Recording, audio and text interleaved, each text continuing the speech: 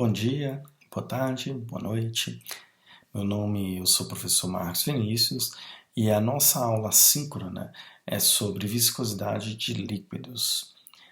Vamos começar procurando entender o que é viscosidade de um fluido. Bem, quando nós temos um fluido, vamos pensar num líquido escoando por uma mangueira, escoando por um canudo, ou mais ainda, como o nosso famoso Boise-Will imaginou inicialmente, como o sangue escoando pelas veias. Ele tem uma resistência de escoamento. Bem, essa resistência ao escoamento é o que nós chamamos de viscosidade. Resistência. Tá? Resistência de escoamento. Vamos definir isso um pouquinho melhor a partir de algumas definições para a gente encontrar. E vamos começar com um tipo de escoamento, tá? Não fluido. Tá? Vamos pensar aqui no escoamento laminar. O que quer dizer esse escoamento laminar? Então vamos imaginar um fluido em cima de uma superfície fixa, ok? Então nós temos um fluido que tem camadas, ok? Então nós temos uma camada, segunda camada, terceira camada, quarta camada. Deixa eu consertar um pouquinho. Então nós temos primeira, segunda, terceira, quarta camada. Bem, aqui está ok. E essas camadas de fluido, se a gente for observar, camada de um fluido, tá? Então ela tem uma certa área, ok? Aqui.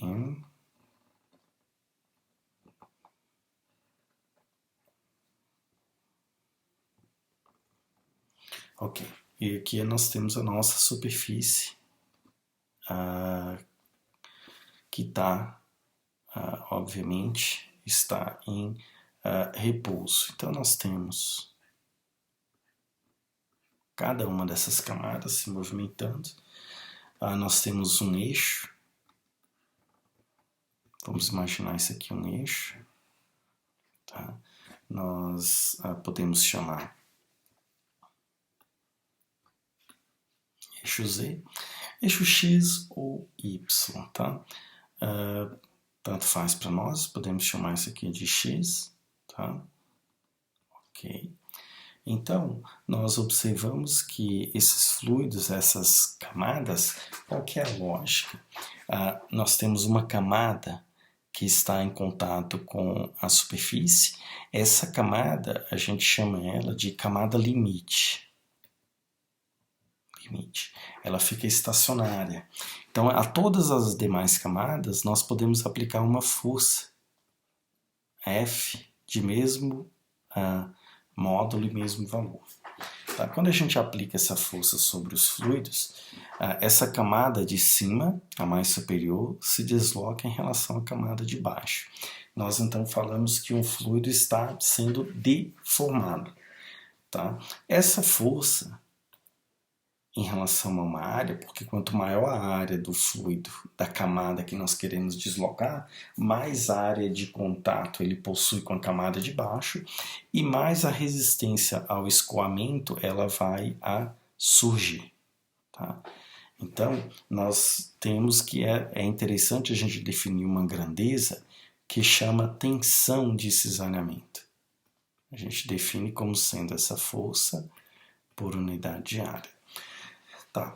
Obviamente, se a gente aplica uma tensão de cisalhamento maior, ou seja, uma força mais elevada, essa camada vai tender a se deslocar com uma maior velocidade em relação à camada de baixo. Obviamente, até atingir uma condição estacionária. Tá? Então, se nós analisarmos o movimento relativo, né, de uma região aqui, então se no começo nós estávamos nesse ponto. Depois de um certo intervalo, a nossa camada mais externa ela deslocou uma quantidade. Nós definimos a deformação, que também é chamada de gama, como sendo o quanto de ΔX em relação ao quanto de ΔZ, a distância entre as camadas. Então, nós chamamos de ΔX sobre ΔZ, é a deformação. É o quanto que o fluido movimenta na direção da tensão de cesseamento em relação a perpendicular a essa tensão que ele precisa deformar em relação às camadas adjacentes. Bem, o que é interessante é que para um fluido, a velocidade com que uma camada movimenta em relação à outra, ou melhor, a taxa de deformação, então se a gente derivar essa deformação com o tempo, então nós vamos ter a taxa de deformação. É a derivada da deformação na forma infinitesimal, né? d de x, d de z. Note que isso aqui, ó, é a mesma coisa. Nós só estamos fazendo com que essa espessura ou a distância entre uma camada e outra seja infinitesimal. Okay? Do ponto de vista molecular, pessoal, é como se a gente tivesse uma região com uma camada molecular definida por um plano, a distância que está uma molécula acima e assim por diante. Okay? Então essa derivada com o tempo é o que nós chamamos de taxa de cisalhamento. E essa derivada é simplesmente a derivada da velocidade, tá? O gradiente de velocidade à medida que a gente sai de um ponto e varia essa posição z. Tá? Notando que d de x dt é a velocidade com que a camada se movimenta, uma em relação à outra. Então, o que é importante perceber é o quanto que a velocidade muda quando nós caminhamos na direção z. Okay?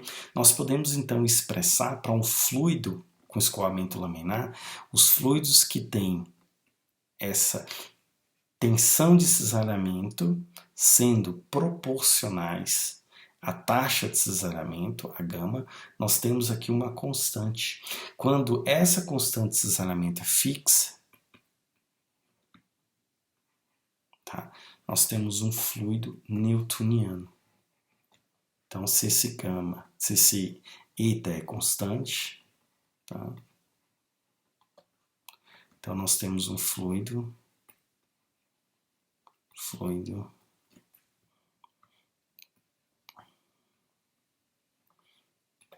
newtoniano. Um fluido newtoniano. Bem, uma maneira interessante da gente ver, que vai ajudar a gente na parte experimental, é imaginar essas várias camadas concêntricas dentro de um tubo cilíndrico, ok? Em que as camadas mais externas, ou a camada mais externa, ela fica estacionária. Nós já falamos dessa camada limite, tá? Está em contato com a parede da superfície. E as camadas concentricamente e que vão na direção do centro, elas se movimentam com uma velocidade mais elevada. Então, se a gente faz aqui, só para questão de analisar uma camada, uma porção, tá, do fluido. Se essa porção do fluido ela escoa com velocidade constante, é porque nós temos, mesmo ela sujeita, por exemplo, à ação da gravidade, então imagina que só essa casca cilíndrica, tá? Que tem um certo raiozinho. Então essa massa de fluido ela tem um peso, tá? Ela deveria ser acelerada pela gravidade, mas ela não desce, tá? Porque existe uma força oposta em relação a esse movimento, ok? Essa força oposta, obviamente, ela surge devido à viscosidade, ok? Bem, como que a partir daqui, só para lembrar também, a partir desse reconhecimento de que as camadas mais internas movimentam com maior velocidade, tá? Nós temos um perfil parabólico de velocidade. Quer dizer, quanto mais em relação ao centro nós vamos, a velocidade aumenta, mas aumenta com a raiz quadrada da distância radial. Okay? Bem, um dos primeiros a estudar esse comportamento para medir a viscosidade foi um fisiologista, um médico fisiologista, Poiseuille.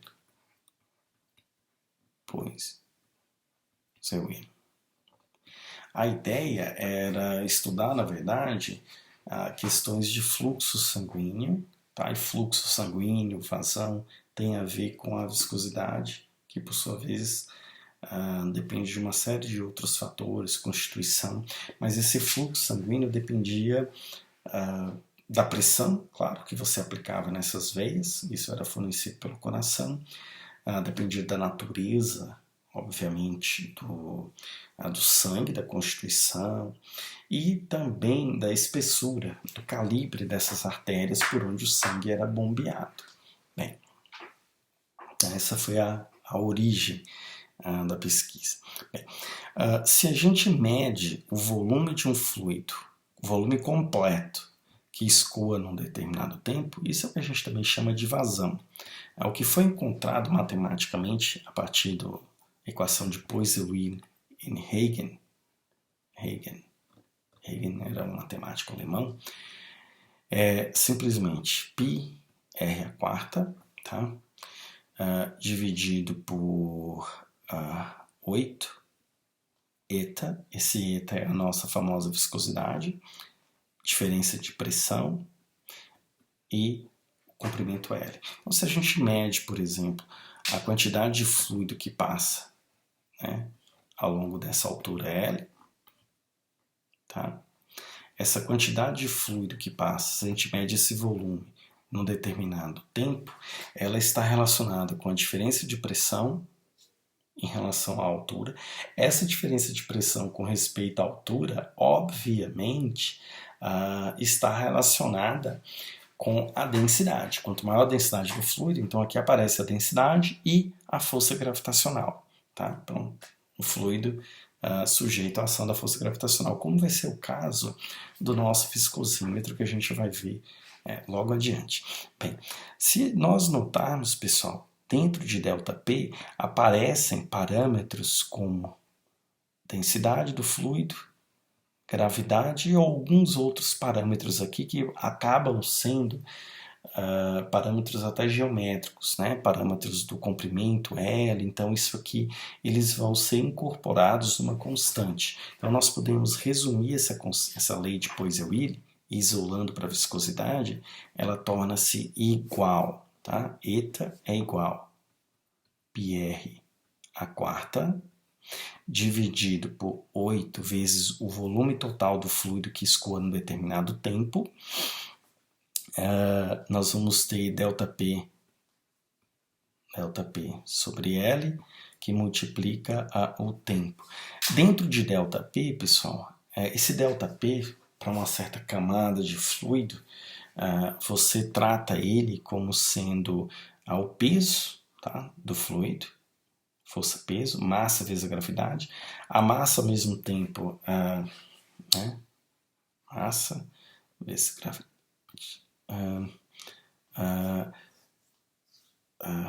Massa vezes gravidade, está aqui. E a massa está relacionada, por sua vez, ao volume do fluido no interior, ok? Ao volume da determinada camada. Esse volume que eu vou colocar aqui é diferente, porque aqui é o volume total que escoa em determinado tempo, e esse é o volume instantâneo, o volume diferencial que está no interior do tubo. É um pouquinho diferente esses dois volumes, vezes a gravidade, tá? Vezes a densidade, ρ. Então, esse volume que está no interior do tubo é o volume interno, vezes o capilar.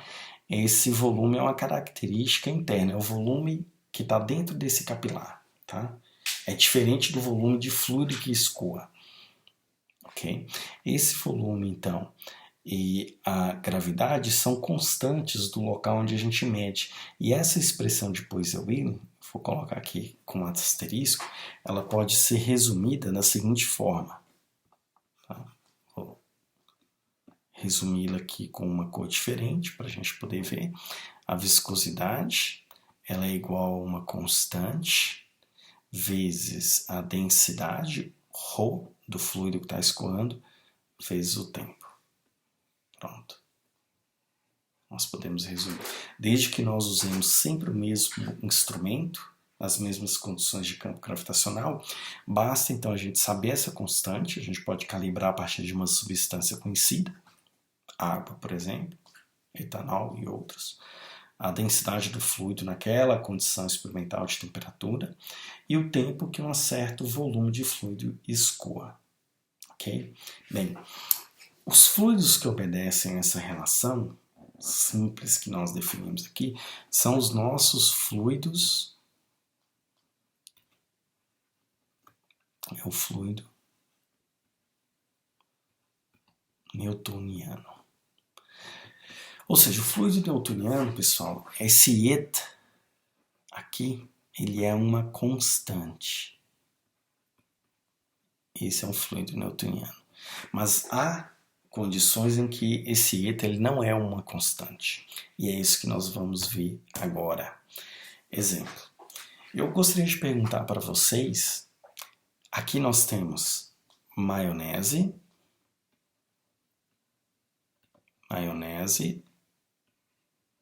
e mel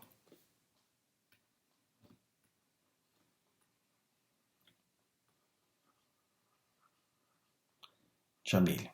Tá? Qual dos dois é mais viscoso? Vou dar um tempinho para vocês pensarem. Qual é mais viscoso? A maionese ou o mel?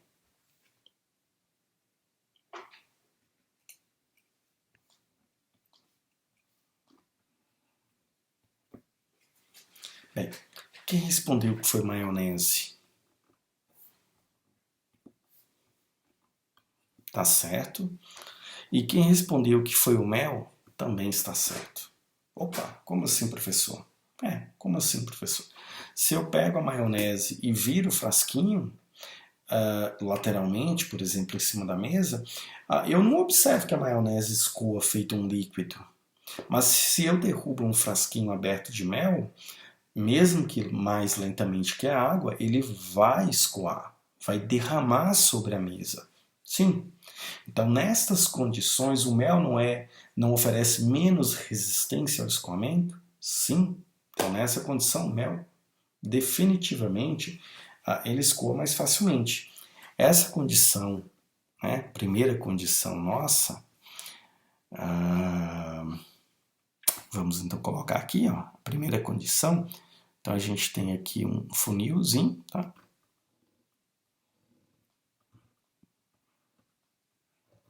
Então a gente põe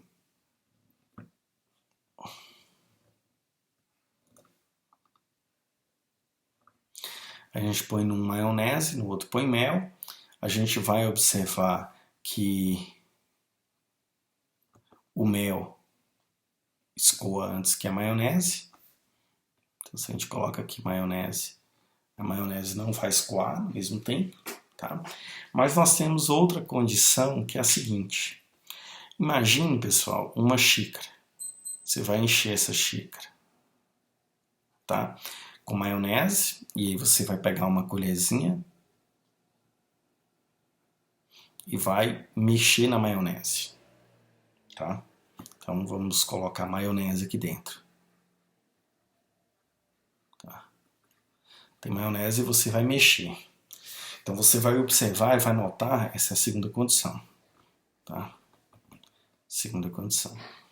Você vai notar uma certa resistência ao escoamento. Opa.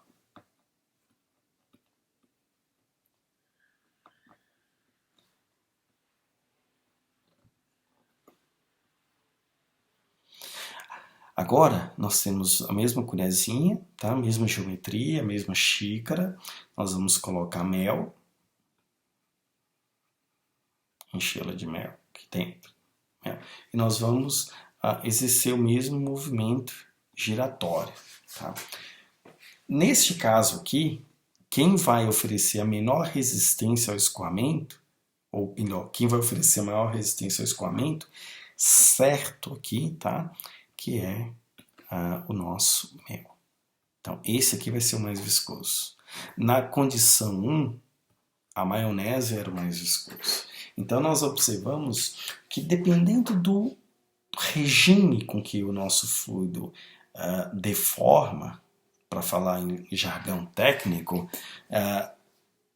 dependendo desse regime, ele vai oferecer maior ou menor resistência relativamente a outro fluido. Então, para a gente entender isso aqui, esse comportamento de fluidos não newtonianos, a gente tem o seguinte gráfico, tá? Aqui nós temos taxa de deformação, é o quanto um fluido, material deforma-se com o tempo, é aquele dV/dr, por exemplo, que a gente viu no fluido laminar. E aqui nós temos uma taxa de cisalhamento. Se a gente fizer esse mesmo experimento para a água, tá? Então aqui nós temos água. Tá? Essa resistência da água ela vai ser sempre constante. Se eu girar mais rápido, eu vou ter que aumentar a força. Tá? Então a água nós vamos ter um comportamento assim. Ó. Se eu quiser girar a água, passar a água num tubo, numa tubulação com maior velocidade, ela vai oferecer um pouco mais de resistência. E essa relação de proporcionalidade ela é constante. Essa constante é a viscosidade. Tá?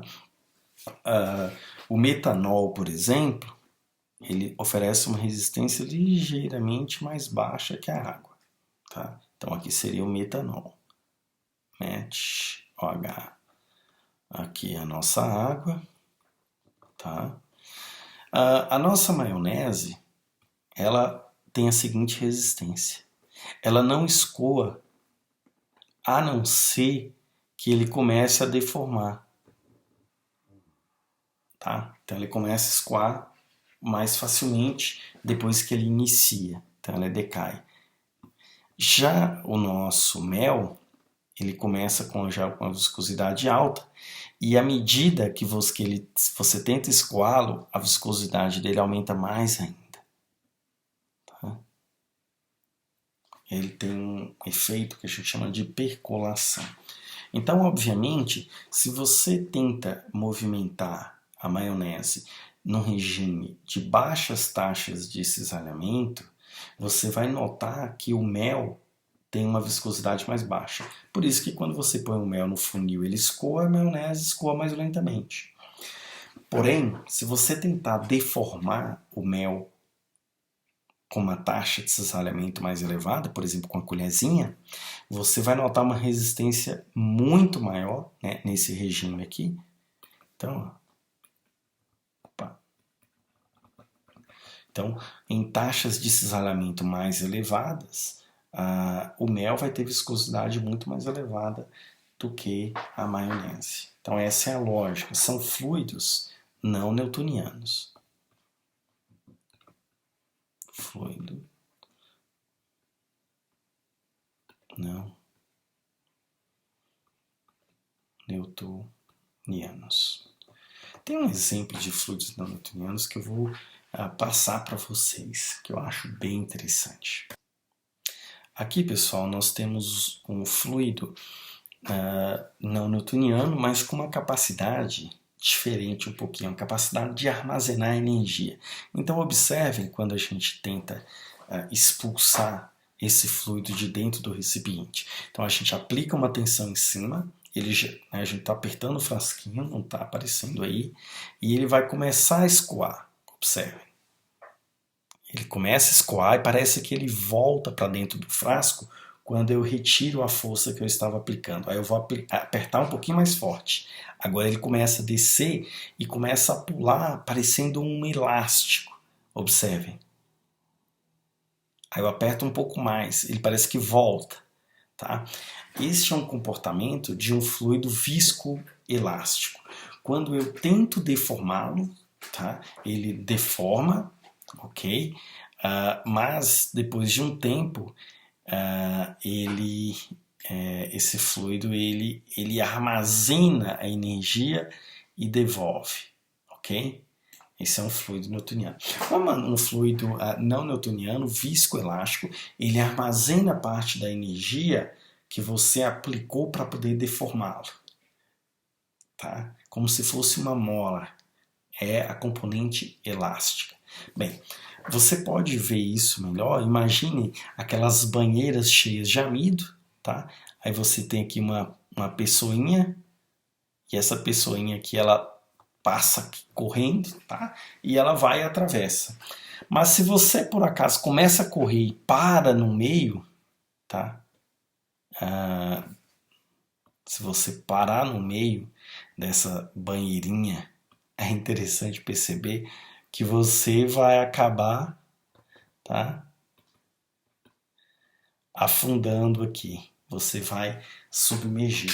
Mas se você passar correndo com bastante velocidade, você consegue passar.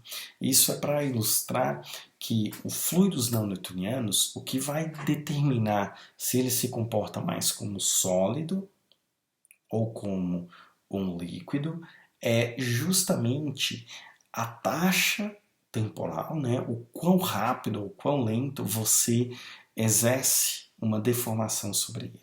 Se você fizer isso muito rapidamente, ele se comporta como um sólido. E a origem disso aqui, dos dois comportamentos, é porque esse fluido ele tem estruturações. Por exemplo, essa solução de maisena, ela tem solução de moléculas de amido. Tá? Moléculas de amido são cadeias longas, algumas até ramificadas. Então essas cadeias se emaranham, se entrelaçam, e quando você tenta deformá-los, né, uma cadeia vai se movimentar em relação à outra, ela encontra uma resistência. Então ela armazena energia como um elástico, e depois que você retira essa deformação, elas voltam para aquele estado todo emaranhado. Só que se você fizer essa deformação lenta, dá tempo para uma cadeia se desenrolar em relação à outra. Por isso que só funciona se você correr rapidamente. Tem vários vídeos na internet sobre esse tema e vocês podem ir lá posteriormente. Ok?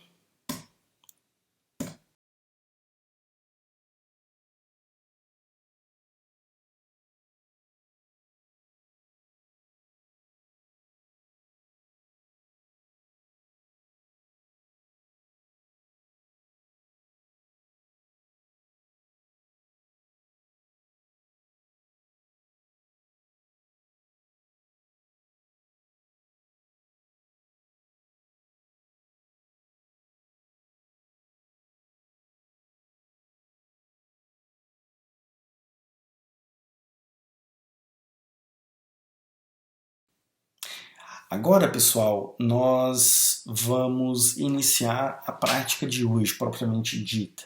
Nós vamos estudar através do viscosímetro Cannon-Fenske. Tá? Se nós observarmos aqui, nós temos uma marquinha, nós temos dois bojos, tá? No nosso experimento. Bojo A, bojo B, nós temos uma marquinha aqui em cima, tá? Outra marquinha aqui, tá? E o fluido que a gente acumular aqui em cima, quando ele passar por essa primeira marca, a gente vai contar o tempo em que ele leva para escoar até chegar aqui embaixo. Note que esse volume de fluido que vai escoar é um volume constante, independente da substância que nós usarmos. E aqui dentro, pessoal, se eu pudesse aumentar isso aqui, tá? Vou fazer uma ampliação, é um capilar muito estreito. Esse raio aqui dele é de poucos milímetros. O mais estreitinho dele, só para vocês terem ideia, ele tem um raio de 0,3 milímetro. Tá? E aí ele vai aumentando. Okay? Esse raio, quanto mais estreito ele é, maior o tempo necessário para uma determinada quantidade de fluido escoado. Como a quantidade é constante, né, que é o volume desse bojo aqui de líquido, então se a gente medir esse tempo e esse calorímetro a gente souber a constante dele, lembra, né, da equação de Poiseuille, viscosidade é igual a π R a quarta sobre a 8V, delta P, L e tempo. Tá? A gente pode incorporar dentro desse ΔP, que é a gravidade, e o volume da camada que está escoando. Então, nós vamos ter eta igual a uma constante, vezes o ρ, vezes o ρ. Então, nós temos ρho, que é a densidade do fluido, vezes o tempo de escoamento. Okay? Então nós temos que saber selecionar a espessura do capilar interno em função da viscosidade do fluido que nós temos. Quando formos fazer o nosso experimento, é importante a gente saber a temperatura. Então a temperatura do experimento que foi feito estava aproximadamente 25 graus. E a forma de preencher, a gente coloca os 10 ml do fluido. Ok? Está enchendo. Este é o procedimento para encher o nosso viscosímetro, tá? Na sequência, então,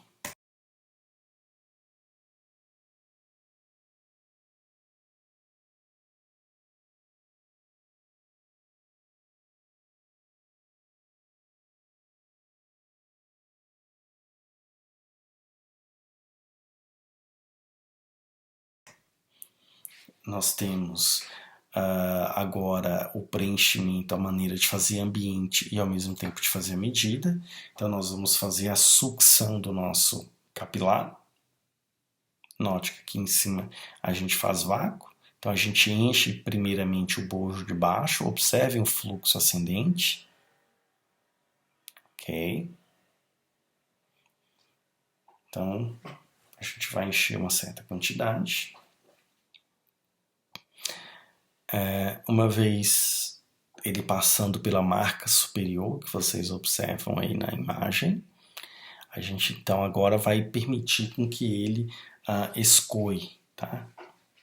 Conseguiram ver? Então ele vai escoar. Então agora nós vamos para a próxima etapa, que é a etapa de medida, tá? Desse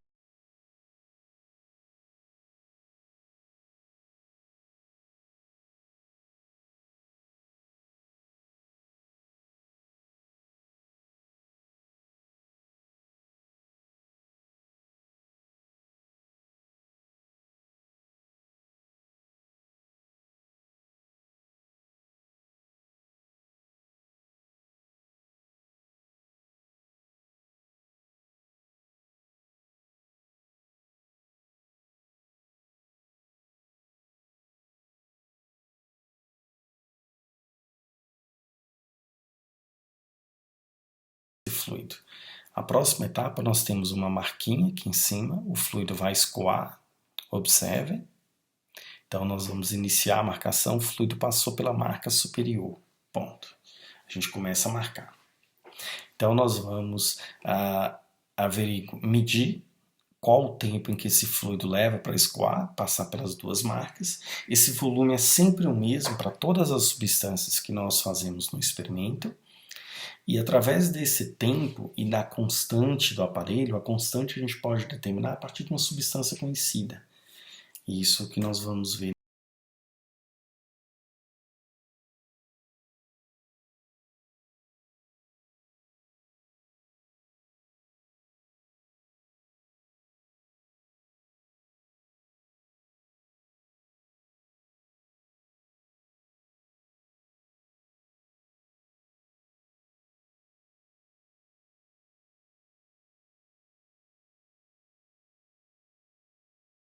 Na sequência. Agora ele já está chegando próximo ao final, tá? Observem que o fluido está passando agora. Não dá para ver com tanta precisão assim, mas se a gente observar aqui, ele passa quando a gente está num tempo 14 minutos e 45 segundos. 14 minutos e 45 segundos é o nosso tempo de escoamento. Bem, depois disso, pessoal, nós coletamos esses dados, fazemos em duplicata e a gente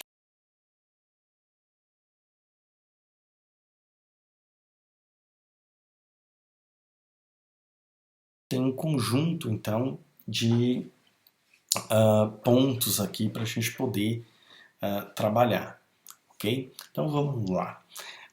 Esses são os resultados. É importante reportar também os resultados se vocês olharem aqui, nós temos as densidades os diferentes fluidos.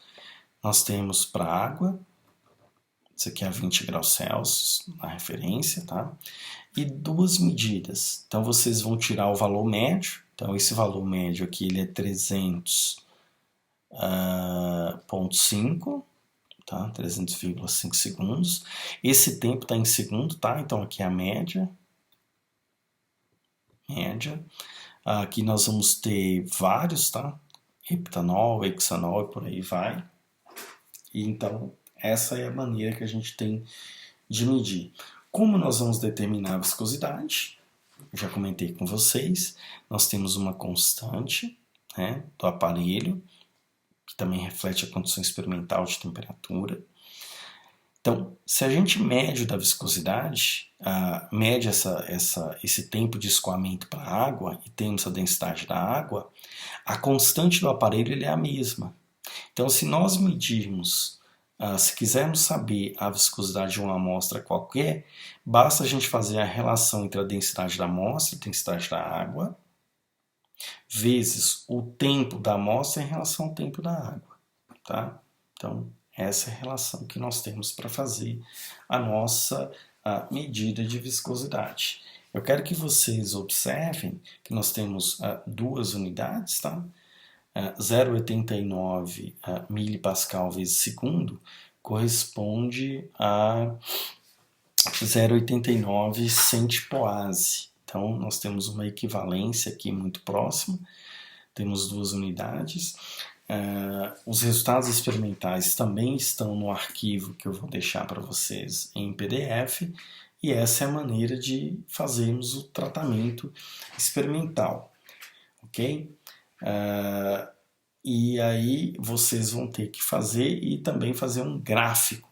O gráfico que eu vou querer que vocês façam, pessoal, ele é um gráfico assim, tá? Além de fazer essas contas, vocês vão fazer um gráfico que é a viscosidade em função da massa molar da substância. Então aqui você vai ter metanol, etanol, então vou colocar só o M de metanol, E de etanol, P de propanol e assim por diante. Então vocês vão obter aqui, qual a contribuição de vocês aumentarem um grupo CH2 na viscosidade do fluido. Isso aqui é a massa molar, tá bom? Então a massa molar do etanol, metanol, propanol, butanol e por aí vai. Prop. Aqui nós vamos ter but, que é butanol. Então aqui 4 átomos de carbono, 3 CH2, 2 grupos CH2, um grupo CH3 e o OH, e assim por diante. Então a gente faz essa correlação. Então eu quero saber qual o valor desse coeficiente aqui. Tá bom? É isso. Essa é a nossa aula de viscosidade. Vocês vão fazer o tratamento e entregar o relatório normalmente. Até mais, pessoal. É tudo por hoje.